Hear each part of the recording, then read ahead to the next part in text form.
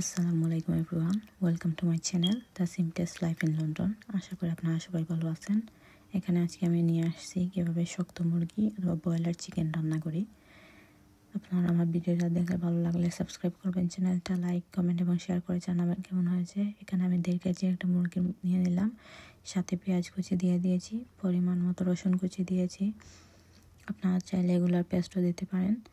এখানে আমি গরম মশলা দিয়ে দিব, কয়েকটা গোলমরিচ, তার মধ্যে দিয়ে দিব একটা বড় সাইজের তেজপাতা, সাথে আমি আরও দিয়ে দিচ্ছি 2টা দারুচিনি।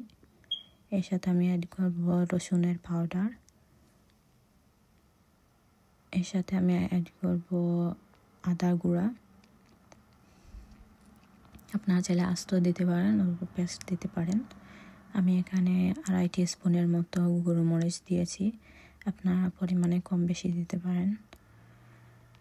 এখানে আমি হলুদ গুঁড়ো দিয়ে দিচ্ছি 1.5 চা চামচ, সাথে দিয়ে দিচ্ছি ধনিয়া গুঁড়া 2 চা চামচ, আরও দিয়ে দিচ্ছি জিরা গুঁড়া 2 চা চামচ।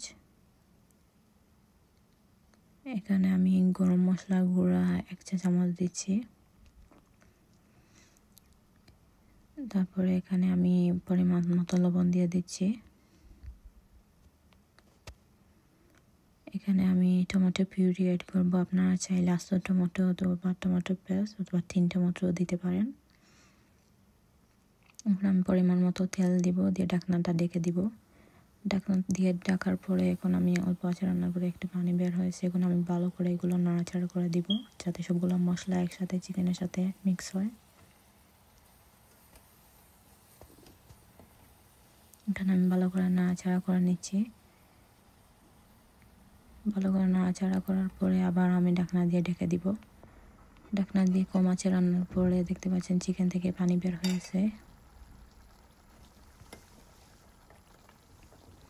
এখানে আমি আবার নাড়াচাড়া করে নিব। ভালো করে নাড়াচাড়া করে দিতে হবে যাতে মশলাগুলো চিকেনের মধ্যে ভালোভাবে মিশে যায়। তারপরে আমি আবার ঢাকনা দিয়ে অল্প আঁচে রান্না করব। এখানে দেখতে পাচ্ছেন অল্প আঁচে রান্না করার পরে আমার চিকেনটা কষানো হয়েছে।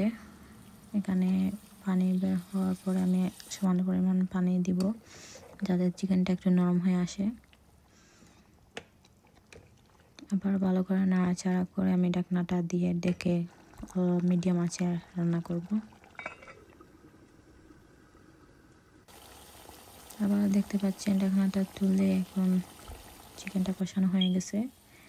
এখন আমি আবারও পানি দিব, কারণ চিকেনগুলো রান্না করতে অনেক সময় লাগে এবং কয়েকবার কষানো লাগে। তো আমি আর একটু পরিমাণ পানি দিব, পানি দিয়ে আবার অল্প আঁচে রান্না করব।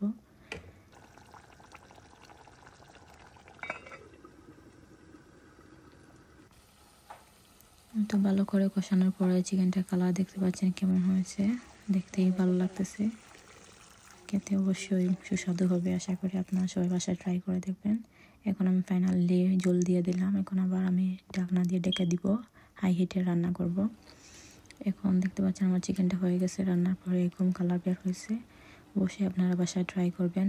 এই চিকেনটা রান্না করতে আমার প্রায় 1 ঘন্টা 20 মিনিট মতো সময় লেগেছিল।